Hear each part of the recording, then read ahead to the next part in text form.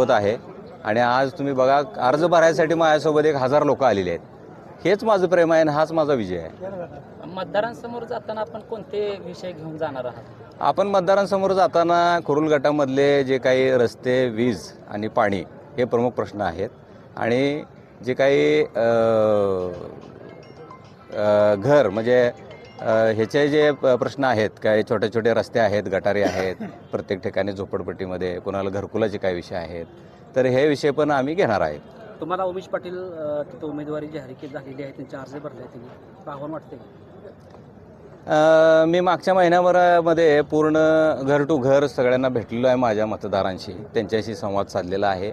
त्या भागामध्ये आपला जकरा साखर कारखाना आहे, ज्या माध्यमातून आपण 2500 लोकांना त्या भागातल्या मी रोजगार दिला आहे। 10,000 शेतकऱ्यांचा ऊस मी तोडतो, त्यांच्यासोबत माझी खूप कौटुंबिक नाळ जोडलेली आहे आणि ज्यावेळी मी आज घरी जातो त्यांच्या, तर प्रत्येकाचं जो काही आदरातिथ्य म्हणा किंवा ते काय त्यांनी जे काय माझं स्वागत केलं आहे, ह्याच्यामुळं मला असा विश्वास वाटतो आहे की माझा विजय हा निश्चित आहे। खरं तर गावभेट दौरा करत असताना दादा तुमचे लोकांनी काय काय प्रश्न मांडले आणि त्या प्रश्नाचं तुम्ही निरसन कसं करणार आहे? आज जो तुमच्या रॅली निघाली त्या रॅलीला जनतेचा प्रतिसाद पाहून काय वाटेल तुम्हाला? जनतेचे प्रश्न मोठे आहेत, प्रामुख्याने प्रश्न आहेत ते रस्त्याचे आहेत आणि आपल्या भागामध्ये जे उजनी कॅनलचं पाणी येतं त्या पाण्याच्या संदर्भातले काय प्रश्न आहेत।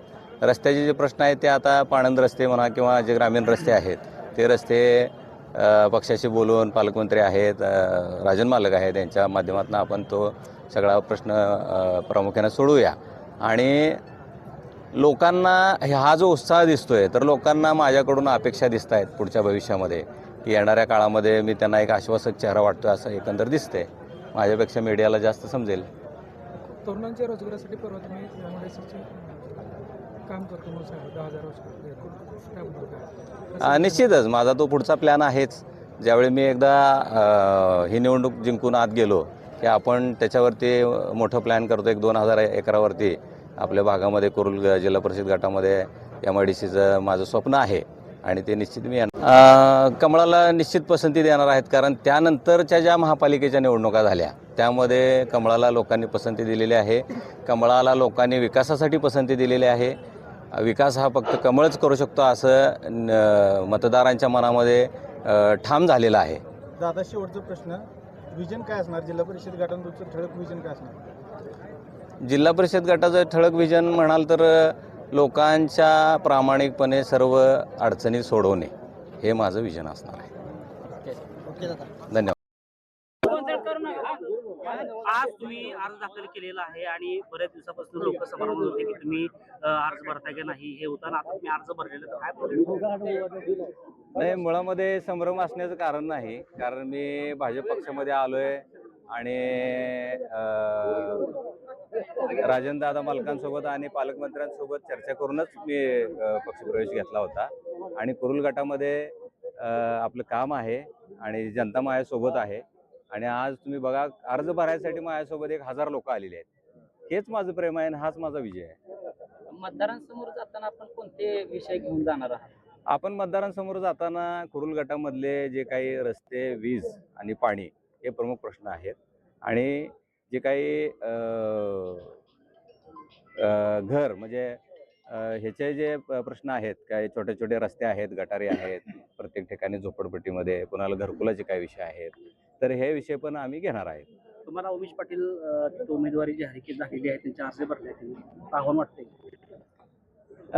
मी मागच्या महिन्याभरामध्ये पूर्ण घर टू घर सगळ्यांना भेटलेलो आहे, माझ्या मतदारांशी त्यांच्याशी संवाद साधलेला आहे। त्या भागामध्ये आपला जकरा साखर कारखाना आहे, त्या माध्यमातून आपण 2500 लोकांना त्या भागातल्या मी रोजगार दिला आहे।